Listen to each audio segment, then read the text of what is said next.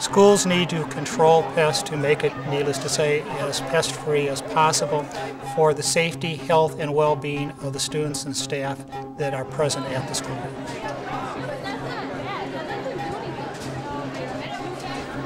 I want to know my children are in a safe environment while they're in school, and I don't want the school to use any pesticides unless they're absolutely necessary.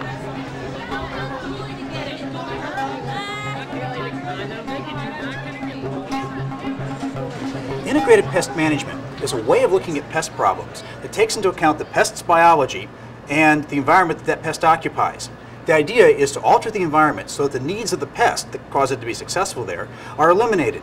Then we use a least hazardous or least risk approach to getting rid of the pest itself. That might be pesticides, it might be traps, but it's a way that has a least hazardous effect on non-target organisms, people in that environment. It's a holistic approach to pest control. States differ with regard to the type of legislation that has been adopted covering integrated pest management in schools. And so schools should understand what specific rules and regulations apply for that particular area. But what's even more important is that each school understand the general principles that apply for implementing integrated pest management in school. We decided to practice IPM here because it's the safest route to go. There's a lot of concern with the environmental hazards and the contact of the students with those hazards. Schools need to practice IPM for a couple of reasons. Mostly because it's the better way to do pest control. It is more effective, it is a more longer lasting method of pest control. It will get them better pest control for their dollar. One of the concerns with going to an IPM program was how much the cost would be and what the cost difference between that and the old method would be. We put it out for bid and we were happy to find out that IPM was no more costly than the older method. The other reason for doing IPM in schools is it tends to reduce pesticide applications, and it reduces the amount of pesticide that's going into a school. And children are very young, obviously, and pesticides affect them in different ways than they affect adults. And anytime you can reduce the amount of pesticide going into an environment, that's a good thing.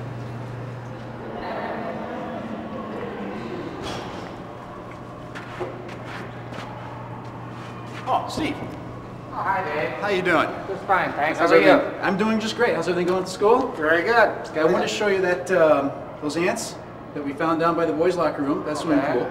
And that one door in the receiving room that has the gap underneath. Oh, okay. Well, school is an attractive environment for pests because it has just about everything that a pest would need. You know, schools are located with grounds around them, and playgrounds and plantings and everything, so pests have a way to live close to the building. You've got people coming in and out all the time from all different kinds of environments, and you have food being delivered or food being prepared on the premises, and then people are storing stuff in their lockers, and it's just an ideal situation for most pests. Hello. Hello. How are you? I'm fine. That's good. Prevention of pests in a school environment really has three aspects to it. One is just keeping them outside, making sure the doors are closed, there's screens on the windows, there are tight seals on the doors and windows. You got to keep the building sealed up and make sure that if you got cracks in the walls, you caulk them, or if there's gaps under your doors, you put door sweeps on. You do whatever it takes in order to seal your building up to keep the pests out. Here we've got a gap underneath this door. It's a gap large enough for a mouse to get in. Now, we already issued a work order for this door, and the school's going to repair it. In the meantime, the pest control company has put traps out on this side and that side of the door. The second thing is building maintenance. This keeps them from moving around inside the building. Holes in the walls that get plugged up, cracks that are in the floors, you just get those sealed up. Good vacuuming and cleaning skills. Spiders are sometimes an issue. Spiders are nothing more than a housekeeping issue. You vacuum them up, you get rid of the cobwebs, and you keep after it and it'll be gone. Sanitation. The idea is to keep the insects or the pests from having food and water. And you have to clean from the pest point of view, not just from a people point of view. Food. You have to keep the food cleaned up. If there's no food, you don't have the pests. The kitchen is an important location in an integrated pest management program. I mean, here we have food, we have water, we have warmth, we have everything that a pest needs if it gets into the building to start an infestation. Now, fortunately, our school here has had integrated pest management in place for about 5 or 6 years. So most of these issues are not important. They don't have pest populations to worry about. But if pest populations are introduced, we need to worry about some things like this dripping faucet. If you have insects or rodents coming in, they're going to look for water. This dripping faucet will provide all the water they need. Things like these utensils need to be washed, cleaned up at the end of the day. Trash cans need to be emptied on a regular basis. And by that I mean daily. At the end of the day, don't let them sit overnight until the morning.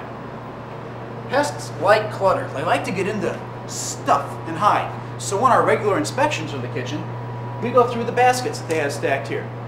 Because if pest populations are going to get started, this is one of the places they're going to live first. Now we're inspecting the place on a regular basis. And we're looking into those places where the insects are likely to get started if they're introduced into the building. So we're under the sinks, we're behind the equipment, we're digging into the corners, and we're not here, we leave behind these little sticky traps. These work for us 24 hours a day, 7 days a week. And when we come back, we can check the traps, and if any insects have been crawling around, we don't have to be here when they do. We can find them on the sticky traps. Monitoring, whether it's a visual inspection or leaving the traps behind, is an important part of integrated pest management. Oh yeah, just a couple. So then the question comes up. You find an animal, you find an insect in the school building. Now what do you do? Okay, well I'll tell you what we'll do. There's only a couple here. So next time you get a work order together, why don't you have them seal up the crack that the ants are coming out of. Okay? And we'll get some baits in here. If they were worse, if we had more of them, we'd put some baits down. Okay. So they could take it back. But since you only got a couple, let's not, let's act on the safe side and not put any pesticide out. What is the IPM approach to getting rid of that animal?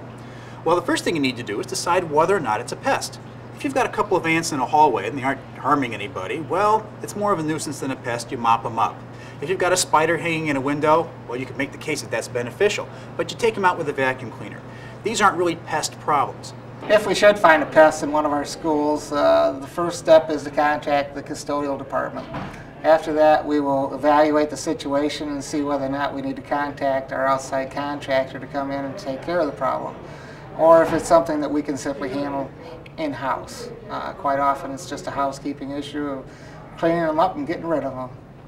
If you do decide that what you've got is a pest that needs to be eliminated, what you have to do is take a good hard look at the pest and its biology and find out what is happening in that environment that causes that pest to be there and to be successful. Then you eliminate those things. You get rid of the things that cause those pests to be there. So you've done all your integrated pest management work. Cracks and crevices are sealed, the food's cleaned up, the water's dried up, the pests don't have a way in, they don't have anything to eat or drink, and they've got no place to live. Well, now you still have to eliminate the pest population. Traps work very, very well, and for rodents I recommend them highly. For insects, you have to use the least hazardous approach, and to me that pretty much means baits. Now, what I like about the containerized bait is once the problem is eliminated, you can remove the bait. In order to track and monitor what goes on in our buildings, monthly inspections are provided by the contractor. And those inspections are forwarded to me, and I review them every month. And that way I can keep an eye on what's going on in the building and whether or not we have a reoccurring problem. Oh, hi, Lisa. I was just going over your monthly reports on your inspections for insects, and I don't see that we found any in the last month. That's really doing great. Good news. The IPM program is really working well. I think it is. Ron, you know that door in the back? We need to put a weather strip on there. All right. Okay. Have you guys had any problems with the bugs coming in? Notice anything? No? Another important part of integrated pest management is the education of the students and staff and their involvement in the process. A lot of times it's the students and staff that actually define whether or not you have a pest problem or if a particular animal is a pest. And they will contribute to the conditions that cause the pests to be problems. Missing the trash can when you're throwing out your lunch, leaving the doors open when they don't need to be open. These sorts of things will actually cause pests to be a problem in the schools. And the education can get people involved in eliminating these conditions.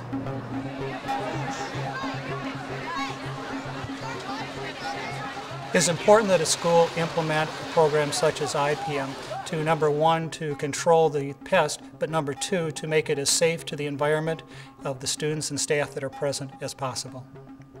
The IPM program really works so well that we don't see any circumstance where we're going to have to use spray pesticides ever again.